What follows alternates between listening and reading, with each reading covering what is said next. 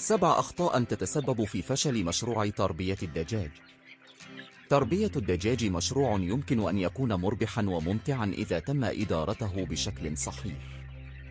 ومع ذلك، هناك العديد من الأخطاء التي يمكن أن تؤدي إلى فشل المشروع. فيما يلي 7 أخطاء شائعة يجب تجنبها لضمان نجاح مشروع تربية الدجاج. 1. نقص التخطيط. أحد أكبر الأخطاء التي يمكن أن يرتكبها المربي هو البدء في المشروع دون خطة واضحة.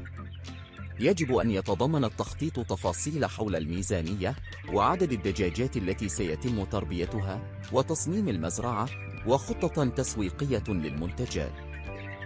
التخطيط الجيد يساعد في تجنب المشاكل المستقبلية ويوفر إطار عمل يمكن الاعتماد عليه. 2. عدم توفير البيئة الصحية. تحتاج الدجاجات إلى بيئة نظيفة وصحية للنمو والإنتاج الجيد. عدم تنظيف الحظائر بانتظام، وسوء التهوية، وتكدس الدجاجات يمكن أن يؤدي إلى انتشار الأمراض وانخفاض الإنتاجية. من الضروري توفير مساحات كافية، وتجهيز الحظائر بنظام تهوية جيد، والحفاظ على نظافة البيئة المحيطة. 3. سوء التغذية. تغذية الدجاج بشكل غير صحيح يمكن أن يؤثر سلباً على صحتها وإنتاجيتها. يجب توفير غذاء متوازن يحتوي على جميع العناصر الغذائية الضرورية مثل البروتينات، والفيتامينات، والمعادن. الاعتماد على غذاء غير متوازن أو غير كاف يمكن أن يؤدي إلى ضعف النمو وانخفاض إنتاج البيض.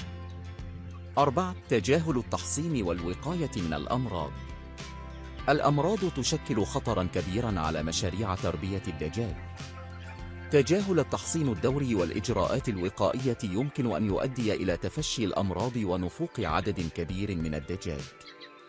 يجب الالتزام بجدول تحصينات منتظم، ومراقبة صحة الدجاج بانتظام، والتدخل السريع عند ظهور أي علامات مرضية. 5. سوء إدارة الموارد المالية. إدارة الموارد المالية بشكل غير جيد يمكن أن يؤدي إلى مشاكل كبيرة في المشروع. من الضروري تتبع النفقات والإيرادات بدقة، وتجنب الإفراط في الإنفاق، واحتساب التكاليف بشكل دقيق لضمان تحقيق الأرباح المتوقعة.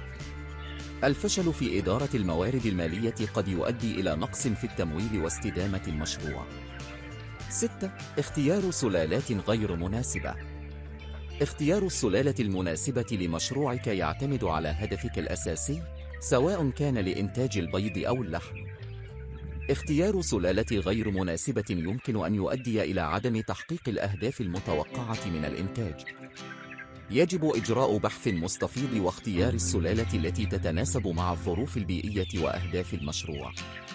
7. عدم الاستفادة من الخبرات والمعلومات المتاحة. التعلم من أخطاء الآخرين والاستفادة من خبراتهم يمكن أن يوفر وقتاً وجهداً كبيرين. تجاهل البحث ورفض الاستفادة من المعلومات المتاحة حول تربية الدجاج يمكن أن يؤدي إلى تكرار الأخطاء الشائعة والفشل في المشروع. من الضروري الاطلاع على مصادر موثوقة، والتواصل مع مربيين ذوي خبرة، والمشاركة في دورات تدريبية إذا أمكن.